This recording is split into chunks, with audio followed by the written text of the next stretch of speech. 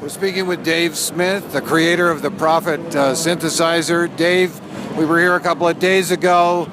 You hadn't unveiled your stuff. You got a real sense for drama and theatricality. Every year it's something new and special. This year you have something that actually, and I wanted to talk to you about this.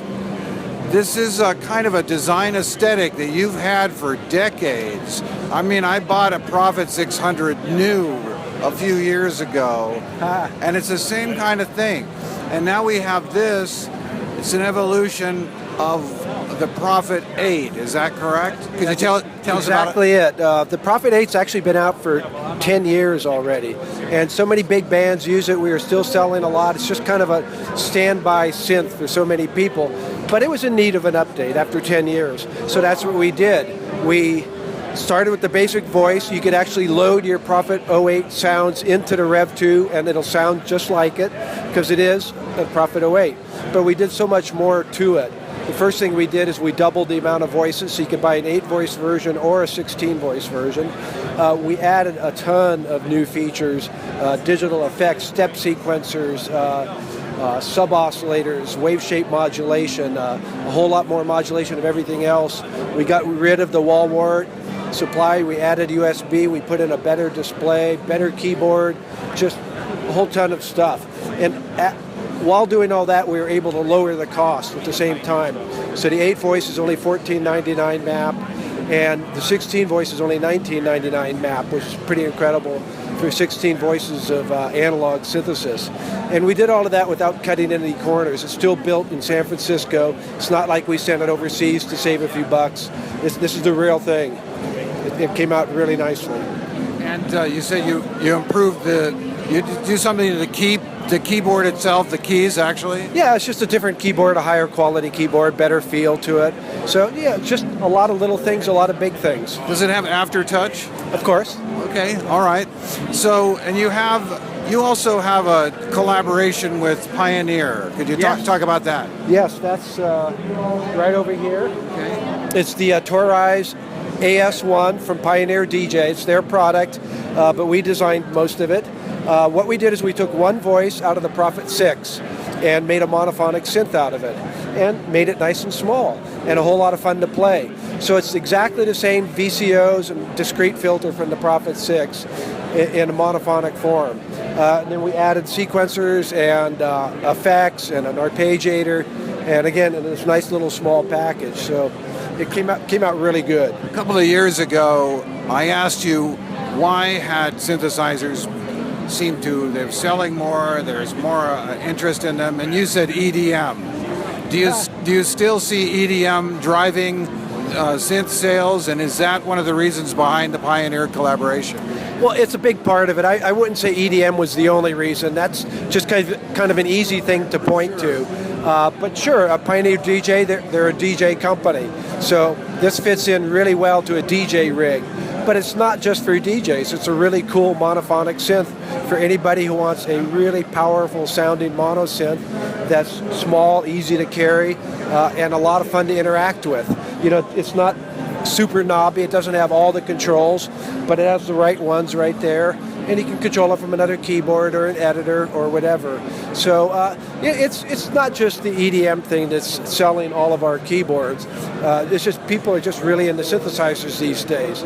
I mean, as you see with the modular synthesizers, it's just people realize synths are cool. I'm a little curious about something. A couple of years ago, you got the Prophet name back from Yamaha. And yeah, the sequential name, yeah. Oh, that's right. You had the Prophet name. I'm confused then. Okay. Yeah, it's the whole thing was kind of confusing, but yeah, it was a sequential name that Yamaha officially gave back to us, and then that's what. So shortly after that, we used it on the Prophet 6, and that's the only product so far that we branded as sequential. This is a Dave Smith Instruments product because that's what the Prophet 08 was. Okay. But you know, there's no rules. We're just making this up as we go. So. Okay.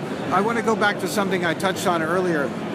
You have this design aesthetic which is so identified with you. Have you ever been tempted to make a colorful, showy box to put your circuits in? You know, I'm kind of boring. I like black. I think black looks cool. It's ease the contrast for reading the controls and using the instrument.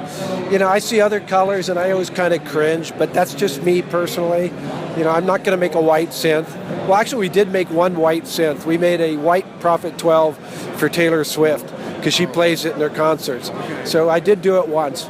But as far as production units, I don't know. So far, I kind of still like the look after all these years. You're a synth master. You're a design and engineering. What other companies do you think are doing good work? If you can step out of your own. Well, we're kind of known as a polyphonic analog synth company, and there's really not that much else going on. I mean, What's the Name just came out with a 12 voice, and there are going to be others. Well, Korg has that 4 voice, the mini log. Mini log, yeah. So there are others starting to come out. Modal has a few, but I think we kind of, we have so many choices right now. You could buy a Prophet 6 or an OB6. You can get the Rev 2 or you can get a Prophet 12. You could buy a Pro 1. I mean, we give everybody so many choices. If you want digital oscillators, you want DCOs, do you want VCOs? What kind of filter do you want? We give them all the choices you could possibly want. One of those choices you mentioned, I wanted to talk about a moment, the Oberheim.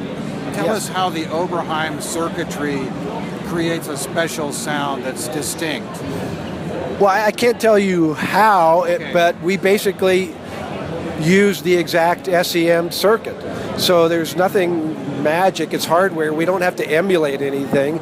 We just designed that circuit and put it into our system of multiple high-speed voltage control, and then it sounded like an Oberheim because it was an Oberheim.